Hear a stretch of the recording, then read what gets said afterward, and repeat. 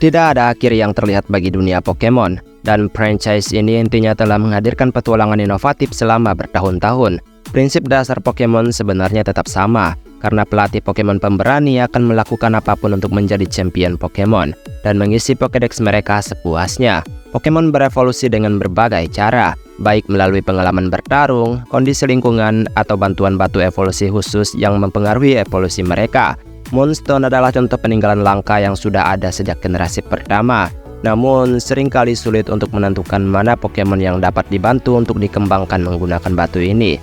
Tentu saja tidak ada Pokemon tipe Moon di dunia Pokemon, yang membuat Moonstone mungkin saja menjadi prosedur yang mudah diabaikan oleh kebanyakan pemain. Karena batu ini merevolusikan Pokemon tanpa melihat tipe mereka, melainkan habitat dan kedekatan mereka dengan batu tersebut.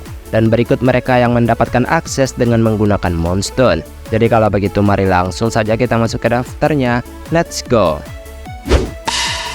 Nidorina.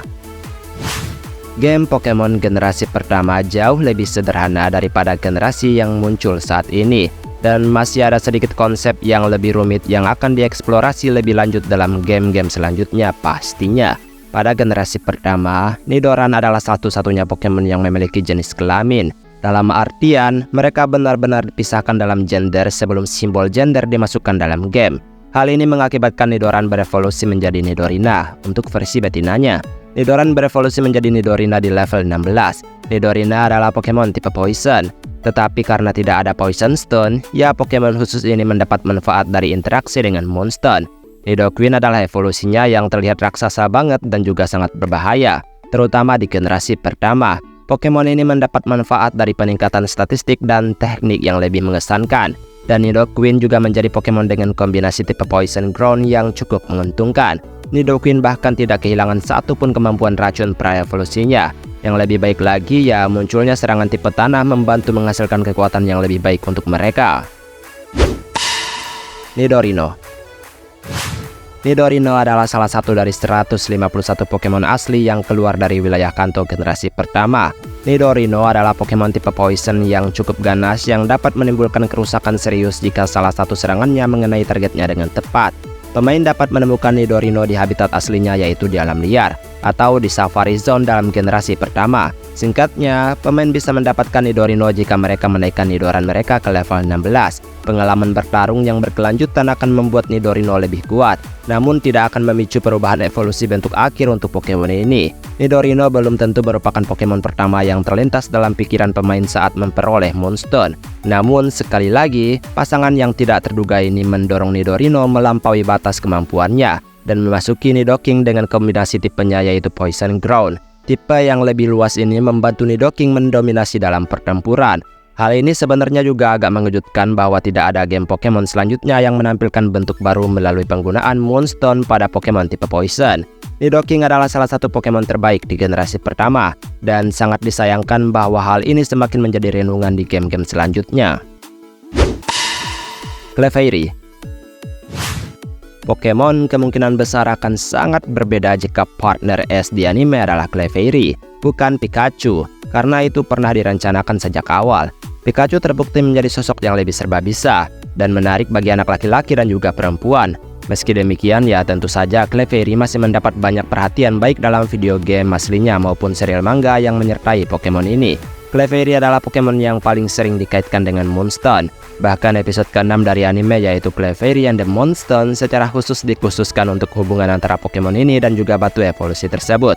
Clefairy adalah Pokemon tipe normal melalui 5 generasi sebelumnya, sebelum akhirnya diklasifikasikan sebagai Pokemon tipe Fairy. Namun, status tipe normal Clefairy biasanya dihubungkan dengan evolusi Moonstone oleh pemain. Meskipun ini bukan koneksi langsung, mudah untuk melihat bagaimana kekuatan penyembuhan bulan dapat dilihat sebagai tautan ke Pokemon tipe normal seperti Clefairy. Paparan Clefairy terhadap Moonstone akan membuat Pokemon ini berevolusi menjadi Clefable. Generasi kedua memperluas garis evolusi Clefairy dan juga Clefable dengan bentuk baby Pokemon, yaitu Cleffa, yang kemudian berevolusi menjadi Clefairy karena tingkat persahabatan yang tinggi. Sangat mengherankan bahwa Moonstone bukanlah alat yang penting bagi Cleffa. Pada akhirnya, Clefable di tahap akhir telah menjadi cukup kuat dengan statistik yang meningkat. Jigglypuff. Jigglypuff bukanlah Pokemon terkuat, kalau bukan karena nyanyiannya. tetapi ia menemukan penggemar yang menyukainya melalui lelucon lucu di anime yang memang membuatnya cukup menonjol. Jigglypuff dan Clefairy di wilayah Kanto terasa seperti dipotong dari kain yang sama.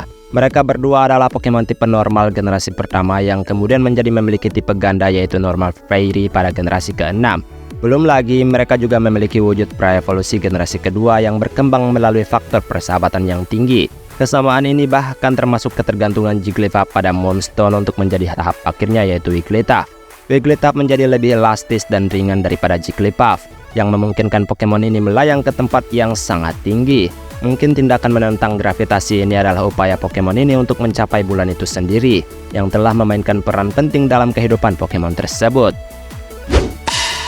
Skitty. Dua generasi pertama dalam permainan Pokemon bisa dibilang telah membangun fondasi yang sangat baik untuk franchise ini yang dibawa ke tingkat yang lebih tinggi di wilayah Hoenn Region generasi ketiga. Generasi ketiga menambahkan 135 Pokemon baru ke dalam permainan, jumlah yang sangat besar yang hampir setara dengan game aslinya atau Pokemon generasi pertama. Pokemon yang memiliki kemiripan dengan hewan peliharaan lucu biasanya merupakan salah satu makhluk atau Pokemon yang paling populer. Di antara mereka, Skitty, seekor Pokemon kucing, sering dianggap salah satu yang paling lucu.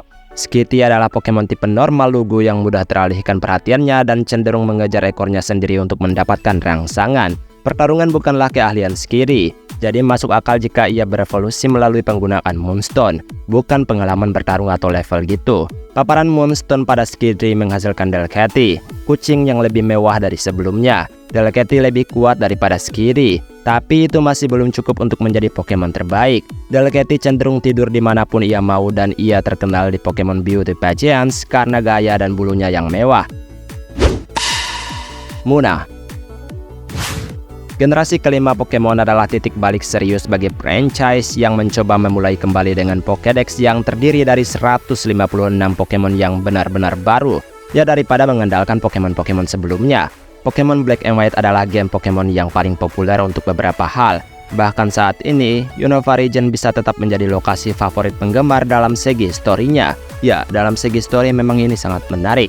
Munna adalah Pokemon kecil berwarna merah muda yang melayang di udara dan menopang dirinya sendiri dengan memakan mimpi manusia dan Pokemon lainnya. Dorongan makan mimpi Munna mendorong Pokemon tersebut untuk mendapatkan tipe Psychic, dan ia juga merupakan Pokemon yang berevolusi melalui penggunaan Moonstone untuk menjadi Musharna. Musharna tidak menyimpang terlalu jauh dari asal-muasal Munna, tetapi Pokemon tersebut menjadi semakin mahir dalam keterampilan memakan mimpi mangsanya. Dengan menggunakan kabut merah muda yang memancar dari dirinya, Musharna dapat memanipulasi kabut tersebut hingga menyerupai gambaran sekilas dari mimpi yang dikonsumsinya. Wajar saja jika salah satu Pokemon dari generasi kelima ini akan menggunakan Moonstone.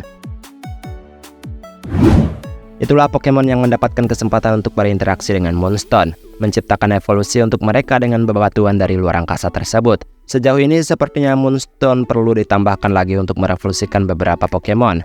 Baiklah, sampai di sini video hari ini. Maaf jika ada kesalahan kata atau mungkin ada kalimat yang kurang tepat, mohon bantu koreksi. Kita ketemu lagi di next video, aku pamit dulu. Dadah!